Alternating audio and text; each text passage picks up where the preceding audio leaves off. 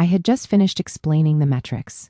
My little business, as the family called it, had landed its first national client when Aunt Veronica set down her wineglass with a sharp, echoing clink.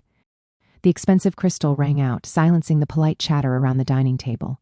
Her eyes, usually cold, were now alight with a cruel, calculating triumph. She didn't raise her voice, which made the words all the more devastating. "It's all vanity, Autumn," she said, leaning forward. "This digital hobby of yours won't save you. You'll never be stable. You'll just die poor, Autumn, just like your father." The air left my lungs in a silent whoosh. It wasn't a joke, it was a curse, tying my current ambition to the most painful, humiliating memory of my life. My fist clenched underneath the table, instantly tightening the linen napkin into a bone-white knot. My name is Autumn Hayes, and in the endless, buzzing silence that followed, I saw my entire life struggle invalidated. My father, a man I loved fiercely, was an inventor who died broke, crushed by debt and bad luck.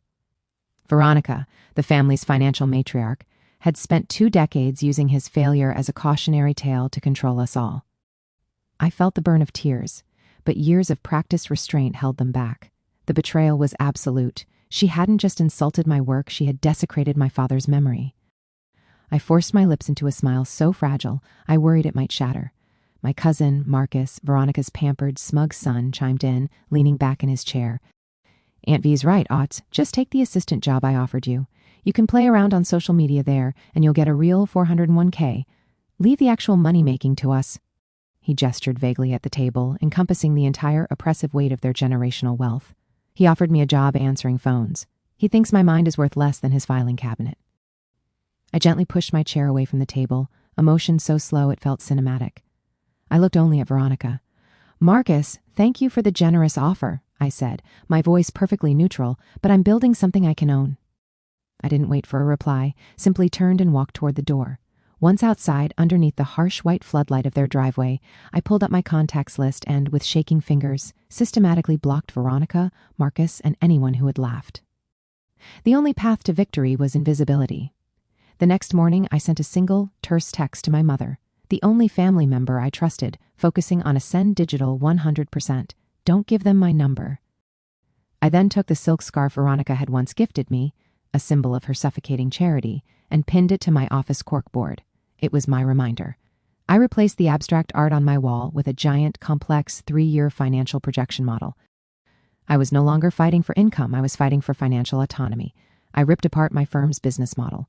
I dropped every client who paid late or asked for petty, meaningless work. I pivoted Ascend Digital to focus exclusively on hyper-niche, high-net-worth clients, boutique vineyard owners, custom yacht interior designers, exclusive leather goods artisans.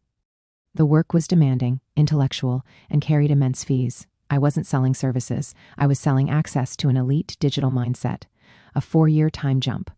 The silence was cleansing, but the work was brutal. I lived in my small apartment, fueled by cold coffee and the ghost of my father's unfinished blueprints.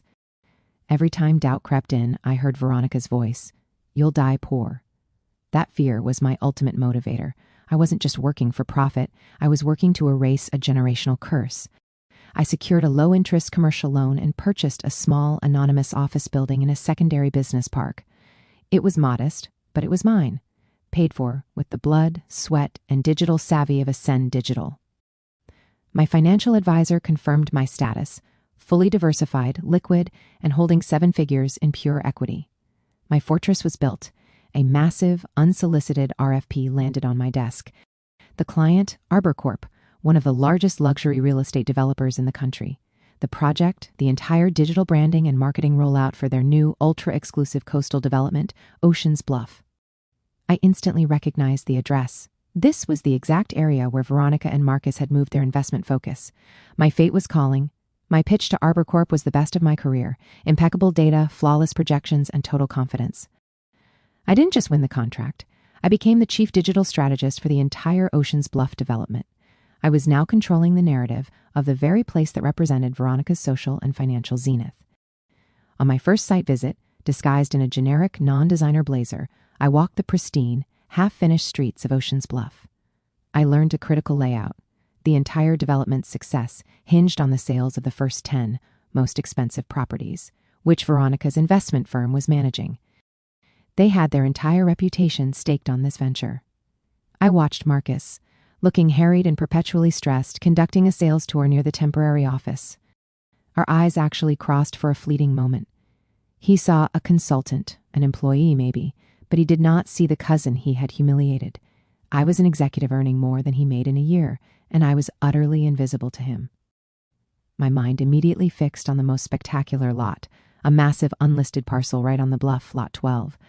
I discreetly approached the Arbor Corp CEO. I didn't use my own name. I used my blind trust, the Phoenix Group, and put in an unsolicited, all-cash offer for Lot 12. The only condition, total, absolute secrecy regarding the purchaser. The offer was accepted. I commissioned Arbor Corp to build their crown jewel, a massive modern mansion on Lot 12 under my strict, anonymous supervision. They are building my sanctuary. They are building the monument to their failure. During a high-level marketing review, I saw the raw sales data. The early phase of Ocean's Bluff was stalling badly. Marcus's firm was failing to move the initial high-price inventory. The data showed a catastrophic lack of liquidity in his firm. Their arrogance had made them over-leveraged. I attended a restricted internal meeting with Arbor Corp executives. The CEO vented frustration over the Marcus problem. They needed an immediate cash injection or a massive positive PR push. I calmly presented a new strategy to fix the image, which would take 3 months. I was fixing the brand that was about to break Veronica's son. Marcus ran into me again, this time near the construction site of Lot 12. He was taking a call, frantic, yelling about missed deadlines. I stood there watching him unravel. He finally hung up and snarled, "Excuse me, this is restricted." I gave him a simple, calm smile. "Just a consultant, Marcus. Have a good day." He failed to recognize me, and I realized he was not an antagonist. He was just a desperate, small man. A reliable source within Arbor Corp's finance department sent me an anonymous leak.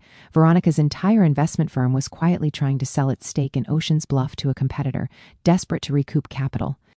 They were financially bleeding out. They were running from the problem I was being paid handsomely to fix. The mansion was complete. The final walkthrough was breathtaking.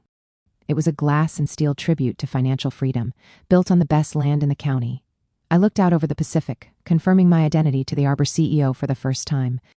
The final step, commissioning a custom laser-cut gate for the property, subtly branded with the initials A. My partner, Julian, a man who saw my struggle and celebrated my mind, proposed on the bluff of Lot 12, just as the sun set. It was a moment of pure, honest triumph. I wasn't just rich, I was loved and valued. The dream was real, and the stage for the final act was set. My best graphic designer created the invitations, classic vellum, gold foil, and minimalist type. I made one insistence: the address and the venue name had to be absolutely centered and clear. The Hayes Residence, Lot 12, Ocean's Bluff. It was designed not to be sentimental, but to be an unmistakable statement of ownership. I addressed the envelope to Veronica myself. Her address was easy to recall, the sterile, over-manicured house she used to mock my small apartment. I sealed the envelope with a custom wax seal bearing the Phoenix Group's subtle logo.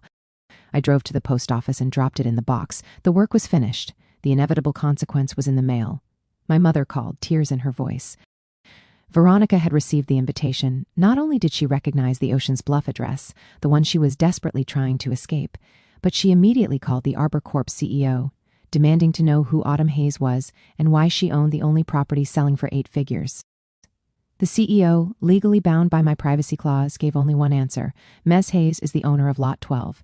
She is the founder of Send Digital. Veronica's carefully constructed narrative of my poverty had just been exposed as a catastrophic lie, and Marcus's entire investment firm, which was counting on selling that property, was now ruined. The wedding day was perfect. Veronica and Marcus did not attend. They sent no card, no message. I knew they wouldn't. They were dealing with the fallout of losing their financial stake in the development and the immense social humiliation of their matriarch being completely wrong about the poor cousin. My mother, glowing with pride, stood beside me. As I signed the marriage license, I thought, the moment she cursed my father's memory, I began to buy the ground she stood on. Standing on my balcony, dressed in my simple but elegant wedding gown, I watched the Pacific. I felt no resentment, only profound, quiet satisfaction. They thought success was inherited. I proved it's engineered. They used my father's tragic poverty to control me, but the fear of that fate became the fuel that built this empire. I didn't send the invitation out of spite. I sent it to close the loop, to prove, undeniably, that my worth was determined by my intellect, not their approval. I didn't die poor. I got married rich, in a house built on the foundation of my own hard work, not their inherited arrogance. Final line: when someone tries to define your limits, don't argue. Just build a life so far beyond their reach that the only way they can see you is through the viewfinder of their own spectacular failure.